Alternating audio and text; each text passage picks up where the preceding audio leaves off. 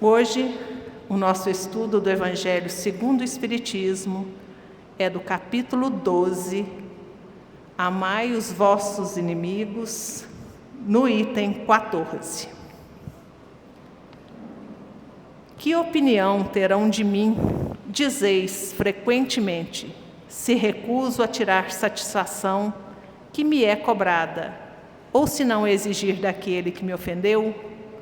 Os loucos, como vós, os homens atrasados, vos censurarão, mas os que são esclarecidos pela chama do progresso intelectual e moral dirão que agistes com verdadeira sabedoria.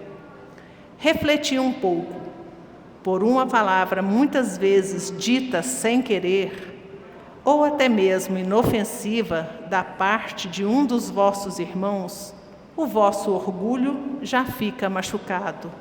Vós lhes respondeis de uma maneira agressiva e acontece a provocação. Antes de chegar ao momento decisivo, perguntai-vos se agistes como cristão. Que contas prestareis à sociedade se a eliminais de um de seus membros? Pensai no remorso de tirado o marido a uma mulher, um filho à sua mãe, as crianças o seu pai, e com ele o sustento delas. Certamente, aquele que fez a ofensa deve uma satisfação, mas não é mais honroso para ele dá-la espontaneamente, reconhecendo seus erros, do que arriscar a vida daquele que tem o direito de se queixar? Quanto ao ofendido, concordo que algumas vezes pode se encontrar gravemente atingido, seja em sua pessoa, seja em relação àqueles que lhe são caros. Não é somente o amor próprio que está em questão. O coração está também ferido e sofrendo. Mas, além de ser estupidez jogar sua vida contra um miserável, capaz de infâmias, mesmo que morto infamante, deixará por isso a afronta de existir? Não é certo que o sangue derramado produzirá mais barulho sobre um fato que, se for falso, deve esquecer-se por si mesmo, e que, se for verdadeiro, deve se esconder no silêncio? Resta-lhe, portanto, a satisfação da vingança, executada, nada mais. Triste satisfação que, frequentemente, já nesta vida, deixa insuportáveis remorsos. E se o ofendido morre, onde estará a reparação? Quando a caridade for a regra de conduta dos homens, eles deverão ajustar seus atos e palavras ao ensinamento de Jesus. Não façais aos outros o que não quererias que vos fizessem. Aí, então, desaparecerão todas as causas de desavenças, e com elas os duelos e também as guerras que não passam de duelos entre povos. Então, para que a gente possa refletir acerca, desse item 14 do capítulo 12, o duelo, nosso amigo Humberto fará a explanação. Humberto, seja bem-vindo, muito obrigada pela sua colaboração. Boa noite a todos e a todas. Também cumprimento aqueles que vão nos assistir pelos nossos canais virtuais, principalmente pelo YouTube. Uma alegria muito grande estar aqui hoje. É um estudo muito, muito especial, que me tocou bastante. É lógico que a leitura, gente, não dá para ter noção do que a gente, da mensagem que tem. E eu resolvi trazer em um minuto o que é esse livro. O que é o Evangelho segundo o Espiritismo? Para vocês terem noção da grandeza dessa obra. Ele foi lançado em 1864 e é o guia moral da codificação espírita. Guia moral. Não tem a questão histórica, é a questão moral. Foi escrito por Allan Kardec, foi através de um método de controle universal do ensino dos espíritos. Codificado. Allan Kardec é o codificador. O que é controle universal no ensino dos espíritos? É um método científico e rigoroso utilizado por Allan Kardec para validar as informações recebidas do mundo espiritual garantindo que a doutrina não fosse baseada em opiniões individuais, mas em consenso coletivo, onde ele organiza e comenta mensagens recebidas por diversos médiuns de diferentes partes do mundo, assinadas por entidades elevadas. Houve um cuidado muito grande quando se foi escrever essas obras. Centenas de médiuns, as informações vinham de pontos diferentes de quem não conhecia, e aí se formava uma verdade. E esse livro reúne 4 focos: o foco moral, que extrai exclusivamente a ética das palavras de Jesus, deixando de lado dogmas e milagres. Dentro da doutrina espírita não existem milagres, nós já falamos isso muito aqui, né? Reforma íntima, funciona como um manual prático para a transformação do caráter e combate ao egoísmo.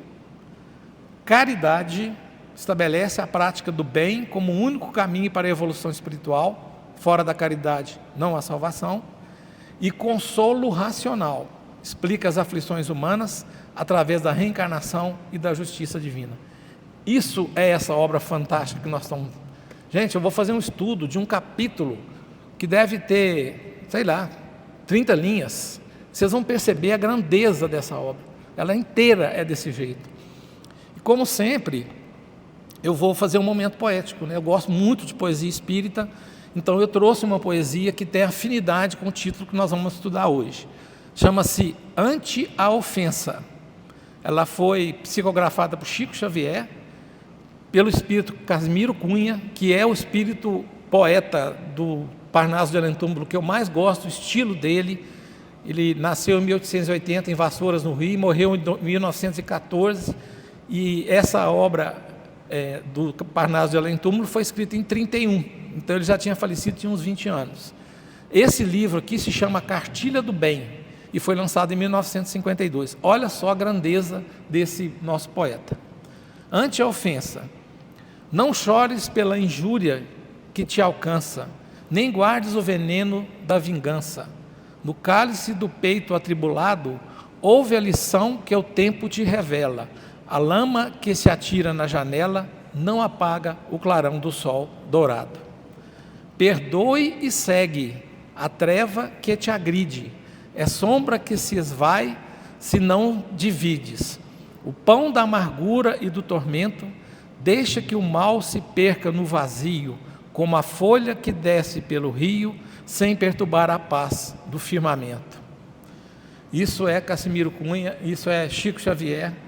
Gente, 50 poetas mortos foram psicografados por ele no Parnaso de Além Túmulo. Cada um com um estilo, cada um de uma época. Uma coisa inacreditável. Vamos lá. Eu faço esses tipos de estudo em perguntas e respostas, porque eu acho que é mais didático, é mais dinâmico, tá? Então eu vou fazer uma pergunta afim com o texto, vou ler a parte do texto que se refere àquela pergunta e vou comentar. Vocês vão perceber a grandeza desse nosso texto. Então a primeira pergunta é a seguinte: por que uma palavra pequena tem poder de nos ferir tanto? O que está no texto? Por uma palavra muitas vezes dita sem querer, ou até mesmo inofensiva, o vosso orgulho já fica machucado. Isso é o texto. Então nós vamos partir agora para entender mais profundamente o que isso quer dizer. Por que a palavra pequena tem o poder de nos ferir tanto? Porque a palavra atua como um reagente sobre o nosso orgulho ainda não domesticado. Nosso orgulho ainda não domesticado. O orgulho é o pai dos vícios morais. Dele derivam egoísmo, vaidade e outras coisas mais. E todos nós, se estamos nesse planeta atualmente, é porque nós temos muito a desenvolver na questão moral. O orgulho é aquilo que não nos deixa avançar muitas vezes, gente. E quem vem nessa casa, que começa a conhecer a si próprio, o Espiritismo é o tempo inteiro cuidando da nossa melhoria moral. O tempo inteiro. Qualquer obra que vocês virem, qualquer estudo, qualquer palestra, vocês vão perceber isso. Ela só fere quando encontra ressonância em nossas inseguranças ou na vaidade de como desejamos ser percebidos. O Zé Amaral falou uma coisa aqui no último estudo que nós fizemos, que vai ao ar agora, final de semana, se eu não estou enganado, que ele trouxe uma ideia de São Francisco de Assis, que ele virou para mim e falou assim: eu queria parar de perdoar todo mundo, não quero perdoar mais ninguém. Aí eu pensei assim, o que o Zé está me arrumando, né? Ele falou: gente, São Francisco de Assis não perdoava ninguém, porque não sentia a ofensa do outro. Imagina a nossa vida se a gente conseguisse não se sentir ofendido, como o Chico falou certa vez, que ele não se sentia ofendido porque ele não perdoava porque não se sentia ofendido.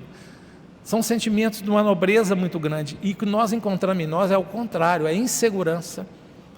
Qualquer palavra que a pessoa fale do lado de lá, e muitas vezes fala assim: eu não vou levar desaforo para casa. Por que não?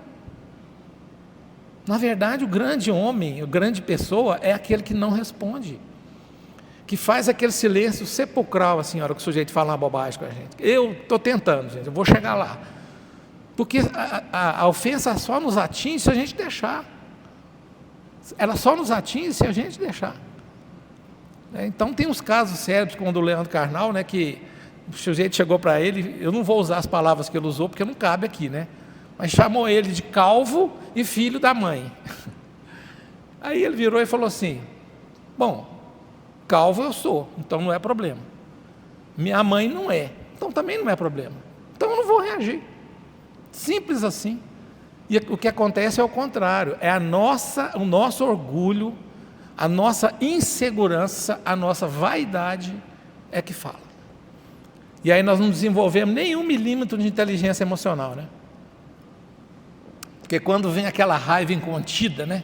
Eu não vou levar desaforo para casa, eu não vou fazer isso. Você vai dar para o ofensor o que ele quer, gente.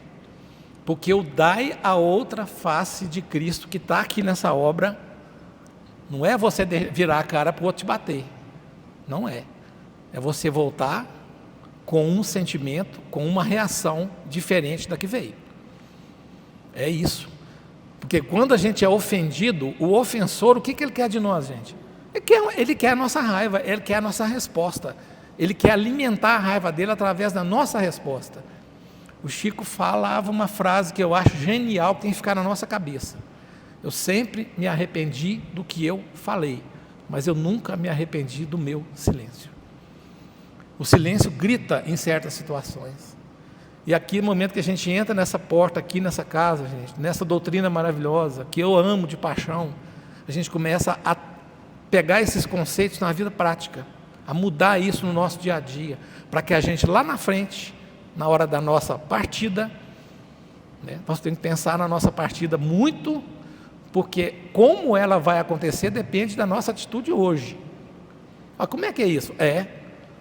Que se a gente quer ter uma desencarnação, uma passagem suave, como diz Emmanuel no livro Consolador, a gente tem que ter uma vida reta. Porque a gente que participa de reunião mediúnica, a gente vê muito espírito que chega do lado de lá completamente transtornado, dá pena. Mas por quê? Porque passaram a existência inteira em desacordo com os ensinamentos que estão aqui. Isso aqui é um guia, uma bula, um GPS da nossa vida. Então você que está me ouvindo agora aqui ou pela internet, pensa nisso. O que eu posso melhorar hoje na minha vida? Qual a última vez que eu fiz uma mudança na minha vida? Porque a gente está repetindo os mesmos processos querendo resultado diferente. Como dizia Einstein, parafraseado pelo Zé Amaral, isso é insanidade. Eu quero parar de fumar, mas eu faço a mesma coisa tem 20 anos e nunca consegui. Então muda, ué. Então muda. E aí nós temos que enfrentar o que está falando aqui, gente. A nosso orgulho, o nosso egoísmo, a nossa vaidade e por aí vai. Como diz a poesia, a lama que se atira na janela não apaga o clarão do sol dourado. Se estivermos conscientes de nossa essência espiritual, o ataque alheio perde o alvo, pois não encontra em nós o veneno necessário para gerar a dor. E aí eu me lembro do ódio, né, gente? Espalhado por esse mundo hoje, com tanta tecnologia, inteligência artificial, Gemini, ChatGPT e não sei mais quanta, facilitando demais a nossa vida, e nós ainda estamos destilando ódio, né? E ódio é o veneno que eu tomo querendo matar o outro. Vocês já ouviram essa frase? Essa frase é outra frase genial. O ódio é um veneno que eu tomo querendo matar o outro. Como é que pode um ser humano ter ódio de outro ser humano? Como é que nós estamos hoje aqui? Como é que está hoje aqui o nosso coração? Cada um de nós que está aqui nesse momento. Ele está limpo? Ele está puro? Ou eu tenho mágoa de alguém? Eu tenho raiva de alguém? Ou eu tenho ódio de alguém? Nessa escala de progressão, se você está agora me ouvindo e tem ódio de alguém, qualquer pessoa que seja, precisa se cuidar. Tem que tirar isso do coração. Como é que eu tiro? Tem 3 caminhos que eu acho que os 3 são excelentes. Primeiro, obviamente, um tratamento psicológico. Ir para terapia. Colocar isso num ambiente seguro, para um profissional que vai me atender. Século XXI, gente. Nós estamos no século XXI, nós não estamos no século XIX, não. A psiquiatria, a mesma coisa. Estou ansioso demais, estou deprimido, minha cabeça não para, é pensamento de noite, eu não consigo dormir direito, não consigo comer. Precisa de medicação. Tem a medicação, use. O que tem? E também o trabalho aqui da casa, gente. O acolhimento fraterno, o tratamento espiritual, o passe magnético, o passe convencional, os estudos, as palestras, os cursos. Então, se você que está me ouvindo aí, nesse momento, está com um sentimento, uma mácula dessa no coração, é hora de tirar. E olha, gente, eu sinto muito falar uma coisa, mas vai ter que ser você, vai ter que ser a gente. Semana passada eu vi uma psicóloga falando óbvio, mas foi tão interessante que mesmo o óbvio muda, né? Ela falou o seguinte: nenhum viciado consegue sair do vício se ele não fizer a parte dele. Isso é óbvio, concordo. Mas o que a gente faz com o viciado? A gente quer que ele faça o que a gente quiser e a gente assume, a família, por exemplo, nós assumimos a responsabilidade por tirar ele daquela situação. Sinto muito, mas isso não vai acontecer. Da mesma forma com que eu estou falando agora de vícios morais, que aqui a gente tem o caminho, a gente tem o GPS, a gente tem a bula, o guia do Espiritismo, depende de você também. Eu vou mudar da noite para o dia, não vai não. Mas ficar estagnado e parado também não pode não. Então, assim, para fechar esse raciocínio e passar para a próxima pergunta. Gente, se está no coração hoje com qualquer sentimento ruim, de mágoa com alguém, de mácula com alguém, de ódio, nem vou falar de novo, precisa tirar, gente. Porque o coração puro, o coração leve, ele traz paz para a nossa vida, paz para a nossa casa, paz para a nossa existência. Até quando nós vamos ficar com isso aí? Então, aqui a casa, a nossa filosofia, faz esse convite. Está acontecendo, eu me identifiquei com o que você falou, agora eu vou procurar recurso. Se sair pela porta, com o que eu vi aqui, que seria bom para a sua vida, e você não fizer nada, não adiantou nada estar aqui. E isso é reforma íntima, isso é reforma moral que a gente faz. Vamos aprofundar. O perdão é um ato de fraqueza ou de sabedoria? Parte do texto: os homens atrasados vos censurarão, mas os que são esclarecidos dirão que agistes com verdadeira sabedoria. Olha que troço, isso aqui, gente, é uma fração de 1/1000 do Evangelho. Ele é todo assim, de cabo a rabo. Resposta: o perdão é um ato de fraqueza ou de sabedoria? O perdão é a suprema força da inteligência emocional e moral. Suprema força. Reagir ao mal com mal é um automatismo instintivo dos seres ainda primários, primitivos. Dominar o impulso agressivo e oferecer a compreensão exige uma musculatura espiritual que poucos possuem. A sabedoria de quem compreende que o agressor é, antes de tudo, um doente da alma, em busca de alívio para a sua própria amargura. Olha que coisa. Inteligência emocional e moral. Fala-se tanto em perdão, né? Todas as religiões, elas têm um princípio amoroso, todas pregam o perdão, e às vezes se fala com muita teoria. O que eu estou falando aqui não é teoria. A gente precisa exercitar isso para o nosso próprio bem, não é de quem está sendo perdoado, não. Porque quem não perdoa tem a mácula que eu falei. Tem a mácula no coração, está marcado, fica ali, interferindo na sua vida emocional. O que é inteligência emocional, gente? A forma com que eu reajo quando as situações chegam para mim. Então, o que eu falei anteriormente, da pessoa ter recebido uma ofensa, e como é que ela vai reagir? Essa é a inteligência emocional. E aí que está o nosso grande problema, porque a nossa reação é automática. É uma reação instintiva, ela não é inteligente. Se fosse inteligente, ela seria uma inteligência emocional. E aí que está o ponto. Isso aí é muito difícil da gente fazer, mas não é impossível para ninguém. Porque, na minha opinião, nós estamos no lugar certo, aonde eu tenho o tempo todo a orientação que eu preciso para fazer isso. Gente, isso é tão bom, a nossa vida melhora tanto, porque nós vamos desconstruindo uma vida inteira de conceitos errados que a gente viveu, uma vida inteira de preconceitos errados. A casa espírita, o centro espírita, a doutrina espírita, eu cada vez me apaixono mais por ela, e aonde a base começou foi numa coisa muito simples. Eu já fui discriminado pela minha escolha espiritual, eu já fui discriminado até pela minha família, e hoje eu não estou nem aí, eu não ligo. Mas aqui nessa casa, a nossa filosofia, nossa preparação, a gente não discrimina ninguém. Isso é que é a maravilha da doutrina espírita.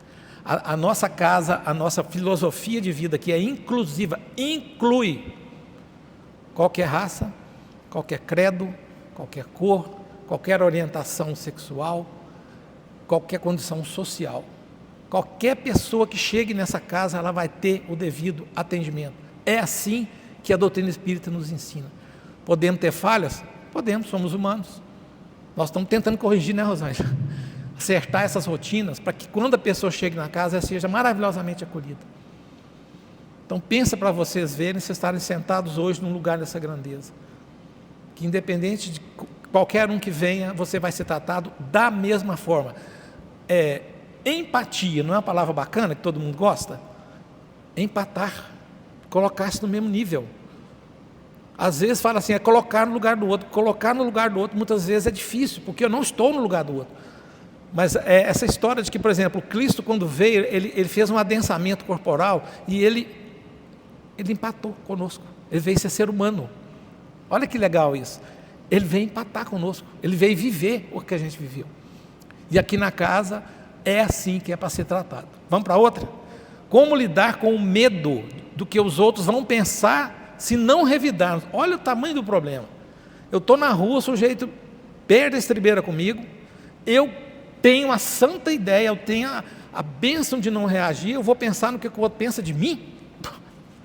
O outro pensa de mim é problema dele.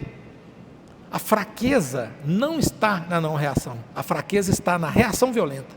É o contrário do que nós somos criados. Homens que não choram, homens que não têm sentimento, que não respeitam as mulheres e que tem que reagir a tudo, porque senão ele vira um ser fraco. É o contrário. Olha aqui, no texto, que opinião terão de mim, dizeis frequentemente, se recuso a tirar a satisfação do que me é cobrada. Como lidar com o medo do que os outros vão pensar se não revidarmos, se a gente não fizer o revide. Devemos substituir a hipnose do tribunal social, entre aspas, pela serenidade da consciência reta. Olha que frase maravilhosa. Nós temos que trocar esse conceito que a sociedade enfiou na nossa cabeça, que é um conceito absurdo, por uma consciência tranquila. O que importa não é o que o outro pensa, o que importa é o que eu faço. Gente, você engana qualquer coisa nessa vida, mas você não vai enganar você mesmo. Não adianta querer esconder, porque fala-se nas nossas obras para todo lado que as leis divinas estão na nossa consciência. E à medida que você vai aflorando a consciência assim, ela vai aumentando, o seu nível de criticidade com as coisas da vida vai aumentando muito. Isso é maravilhoso. Nós conversando aqui outro dia, eu e o Zé, fazendo um estudo desse assim, batendo um papo gostoso. Ele falou assim, eu não me reconheço de 15 anos atrás. Eu falei, nem eu, Zé. Mas era aquele meu momento de vida. O momento de vida hoje é outro. E vai ver, e tomara que daqui a alguns anos eu me reconheça hoje de uma forma diferente. Mas tem que dar o primeiro passo. Tem que, como dizia minha avó, dar a linha. E tocar a vida com alegria. A opinião dos homens atrasados, entre aspas, é baseada em códigos de honra fictícios e violentos. Com certeza. Gente, quando Cristo fala para amar os vossos inimigos, quer dizer que eu vou lá e vou dar um beijo no rosto do meu inimigo? Cristo falava por parábolas. Cristo falava codificando, porque a gente não tinha condição de entender a verdade completa. Não, ele quer dizer que eu não vou retornar para aquela pessoa com uma reação violenta. É isso que ele quis dizer. Tanto no dar a outra face, como amai os vossos inimigos. O meu inimigo, entre aspas, veio com uma reação dessa, eu mando outra para ele. Um silêncio sepulcral. Ou mando uma palavra assim: meu amigo, fica calmo, você está nervoso à toa, vamos ficar em paz. Olha que serenidade, como diz lá no estudo da indulgência, que doçura de falar uma coisa dessa. Quem sabe a gente dá conta, hein, de viver situações assim na vida. A verdadeira sabedoria consiste em entender que a paz de espírito e o alinhamento com as leis de Deus valem muito mais que o aplauso efêmero de quem ainda confunde silêncio com covardia. Para mim, o covarde é quem entra numa briga dessa. Covarde mesmo. Porque se evita muita coisa, se evitaria muito crime, muita coisa violenta, se a gente soubesse reagir com esse tipo de conduta. Paz de espírito e alinhamento às leis divinas. Gente, se a casa de vocês hoje, presta bem atenção, se a casa de vocês hoje não é um templo de paz, tem alguma coisa errada. Não, tem alguma coisa errada. Eu fiz palestra para as famílias assistidas aqui no sábado e falei muito, era sobre alcoolismo. E eu bati muito nesse ponto, porque geralmente o alcoolismo ele destrói as famílias, acaba com a paz. Eu dei exemplos meus de vida que foram bem. Não podemos deixar, gente. O que está tirando a minha paz, a paz da minha casa? Eu falei nisso e faço sempre questão de dar exemplos didáticos, né? Paz para não poder dormir. Chega a hora de dormir, eu não posso dormir porque está acontecendo alguma coisa que está tirando o meu sossego. Briguei com alguém está na rua, alguém está bebendo, alguém ameaçou de bater em alguém. Na hora da refeição, que é um momento que tem que ser de paz, eu não tenho paz para comer na minha casa.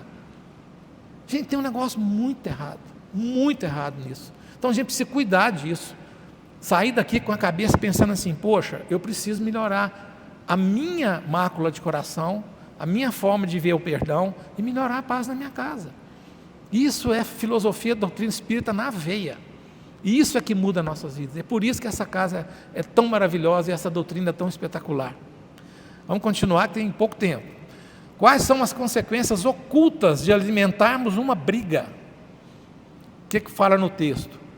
Pensai no remorso de ter tirado o marido de uma mulher, um filho à sua mãe, as crianças a seu pai, e com ele o sustento delas. Vocês sabem qual que é o sentimento pior de um espírito quando passa perturbado por lá de lá? Alguém já falou isso para vocês, alguma coisa? Remorso.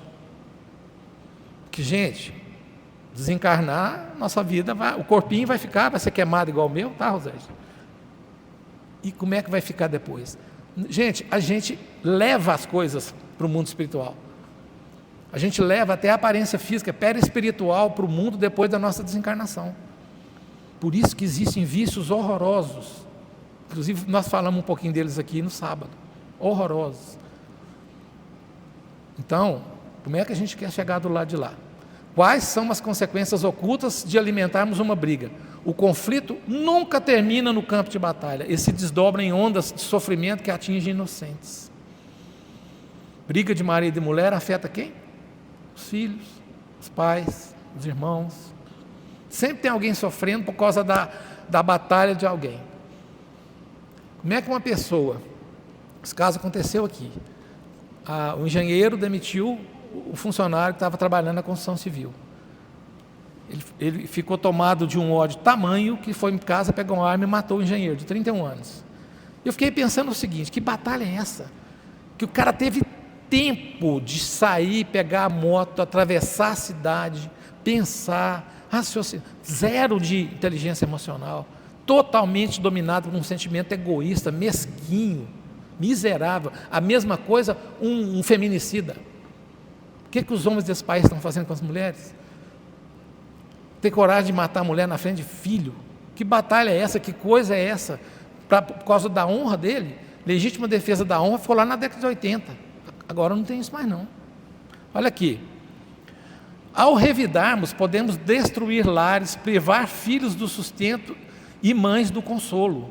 Além do impacto social, criamos uma algema espiritual de remorso que nos prenderá ao ofensor por tempo indeterminado, muito além da existência física. É o que eu acabei de falar. Isso que eu não me lembro quem foi que falou, foi numa palestra que eu vi, que eu ouço muita coisa, eu estudo todo dia. Falou exatamente isso. O que passa mais pesado para os espíritos que desencarnam em perturbação é o remorso. Coisas que fizeram aqui que não queriam ter feito. Ou deixaram de fazer coisas. Porque o ofensor deve pedir desculpa sem ser cobrado. No texto, não é o mais honroso para ele dá-la espontaneamente, reconhecendo seus erros, do que arriscar a vida daquele que tem direito de se queixar? Porque o ofensor deve pedir desculpa sem ser cobrado, porque a reparação espontânea é o atestado de nobreza da alma. Quando o ofensor reconhece o erro, sem ser instigado, ele demonstra que sua ética é interna e não depende da expressão externa. Ética e moral. Não dá para eu conceituar agora, que o tempo está curto, mas na hora dessa a gente vai se cruzar aí, eu vou conceituar para vocês ética e moral, como é que é a diferença. O que impede a gente de fazer isso aqui, gente? Orgulho. Por que a gente tem tanta dificuldade de pedir desculpa para um filho? Os filhos podem ser espíritos mais velhos que a gente. Quando vocês... eu fiz uma palestra lá no Joana d'Arc falando justamente desse reencontro espiritual.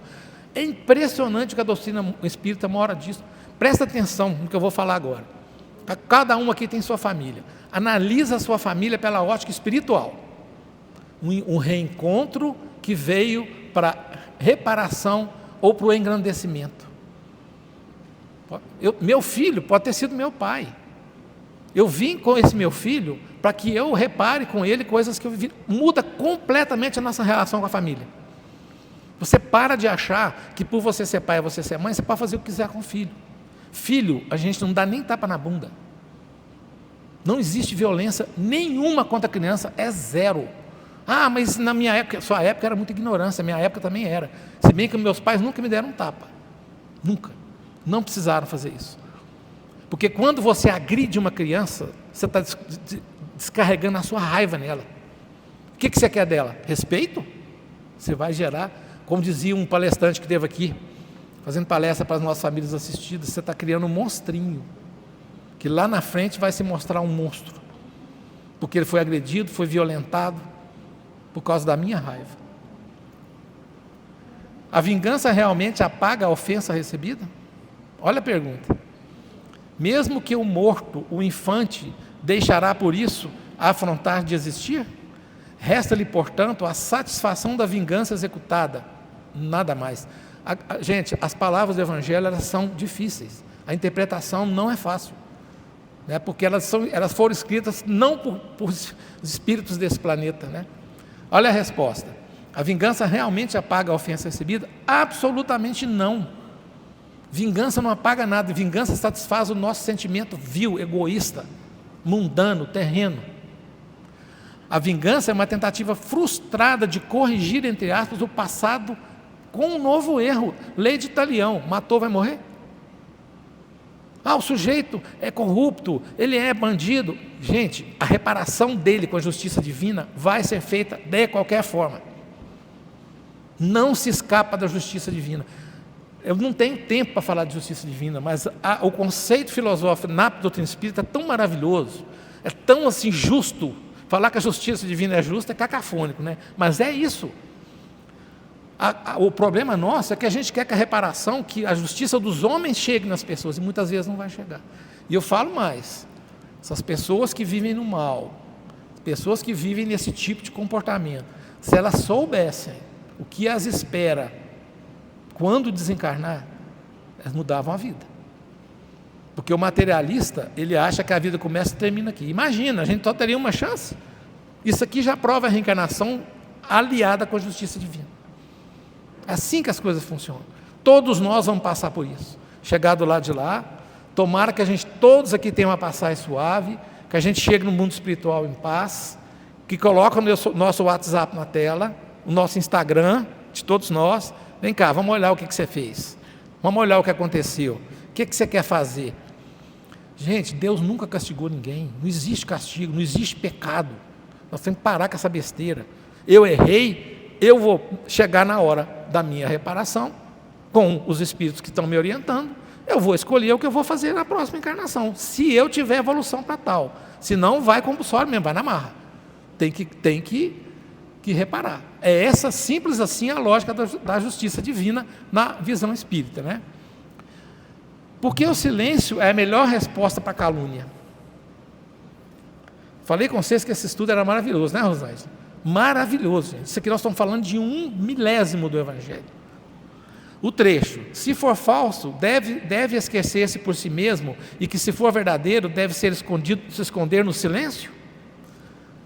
Pergunta de novo: por que o silêncio é a melhor resposta para uma calúnia? O silêncio é o combustível que falta para a chama da maledicência se apagar.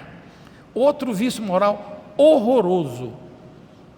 O que está saindo da nossa boca para falar das pessoas? O que está saindo da nossa boca de bom para as pessoas? Rapidamente, os 3 crivos de Sócrates: se for bom, se for justo, se for verdadeiro, fale. Se uma das 3 que eu coloquei aqui, você tiver dúvida ou responder não, não fale. Simples assim, é fácil de fazer? De jeito nenhum, muito difícil. Mas começa um exercício mental nessa turbulência de pensamento. Vou falar isso, olha gente, daqui a paradinha, eu vou falar isso para o fulano aqui. Espera aí, eu peguei isso aqui num grupo de WhatsApp, cheio de mentira, igual está aí, ó, massacrando os idosos. Espera aí, vou acabar, Marcelo. Eu tenho certeza que isso aqui é verdadeiro? Não, então não fale. Não compartilhe. Não use rede social para propagar ódio. Isso aqui vai ter alguma utilidade eu falar isso para o outro? Não, então não fale. Isso aqui é bom para o outro, para mim, para todos? Não sei, então não fale. Simples assim, um filtro moral. Vou ter que correr um pouquinho aqui. Qual o perigo de fazer barulho, entre aspas, sobre uma situação de conflito? Não é certo que o sangue derramado produzirá mais barulho sobre um fato que deve esquecer-se por si mesmo? Qual o perigo de fazer barulho sobre uma situação de conflito? O escândalo alimenta a vaidade e dá palco a um fato que deveria ser esquecido. Ao fazermos barulho, transformamos uma fagulha de mal-entendido em um incêndio de proporções trágicas. Ódio é uma coisa que você vai propagando, é igual fogo no vento, vento no fogo. Espalha, ele vai contaminando, é a mesma coisa. O sangue derramado, entre aspas, seja físico ou moral, produz um eco que impede a cicatrização e mantém a mente focada no pântano do conflito, em vez de luz do progresso.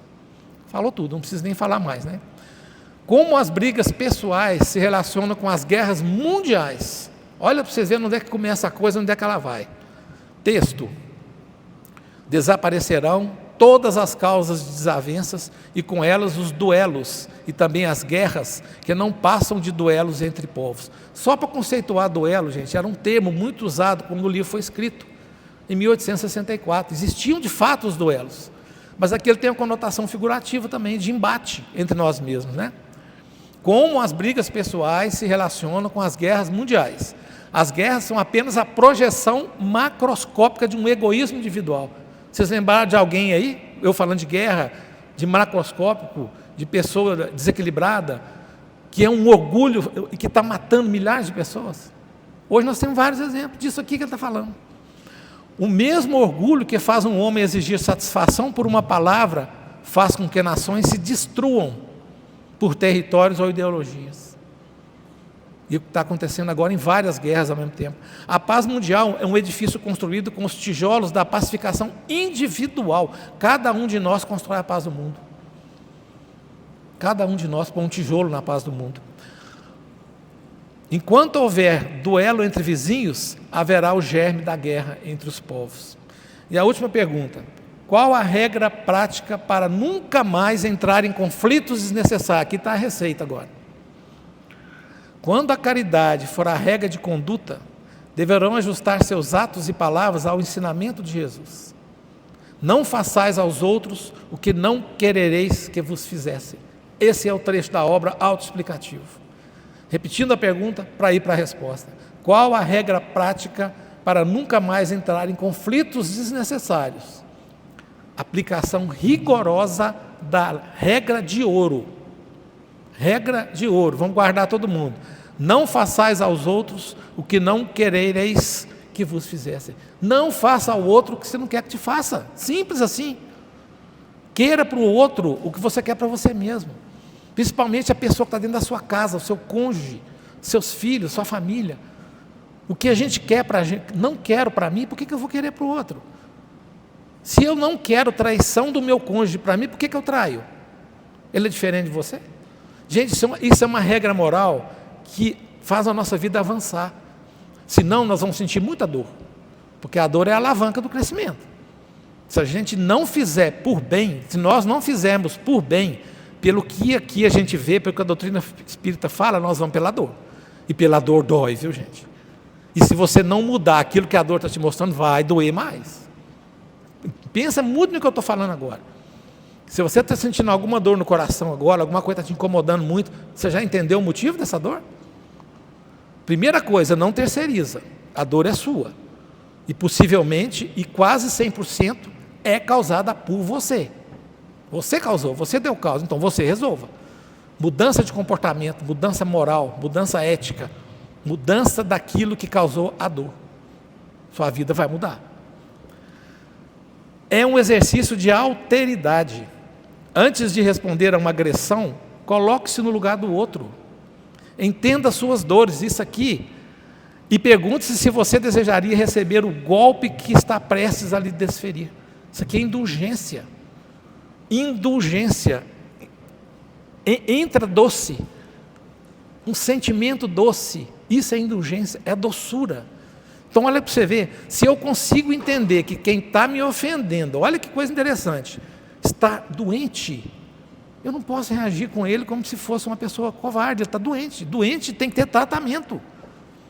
E se a gente entende o outro como um doente, nós mudamos a nossa reação, a gente vai para a regra de ouro. Esse segundo de reflexão é o antídoto contra séculos de remorso. Só para fechar isso, imagina eu ter uma reação, essa reação foi totalmente desproporcional, eu tive uma dor naquela hora, eu falei, bati a mão, a dor física passou. Depois vem o quê? Ressaca moral, que é a pior das ressacas. Eu vou me remoer, e o meu orgulho não deixa eu pedir desculpa. Então, gente, eu vou carregar um sofrimento para o resto da minha vida. E para concluir, esse estudo nos convida a compreender que a verdadeira vitória não ocorre sobre o outro, mas sobre nossas próprias imperfeições. Imagina que sentimento maravilhoso, doce, quando eu recebo um negócio desse. Eu vi o cara querendo me agredir. Gente, eu não dou conta ainda não, eu vou deixar claro aqui. Vem uma pessoa querendo me agredir, eu retorno para ela com silêncio ou com a palavra doce. Eu quebro aquele ciclo. Eu acho que o sentimento que a gente ficaria, se a gente conseguir combater o sentimento de uma vida inteira achando que eu tenho que revidar, né, que eu tenho que, não posso levar desaforo para casa, é de uma paz profunda, né? Seja na cidade, no ambiente de trabalho ou no aconchego do lar, somos convocados a ser o ponto de interrupção de qualquer ciclo de violência. A violência, ela vai se propagando porque ninguém corta o ciclo dela. Essa propagação de fake news e violência e mentira, coisas absurdas, é porque ninguém chegou ali e cortou o ciclo. Transformando a ofensa em oportunidade de exercício da paciência e da caridade. Essa é a máxima de hoje. Muito obrigado, uma alegria estar aqui a vocês. Até a próxima.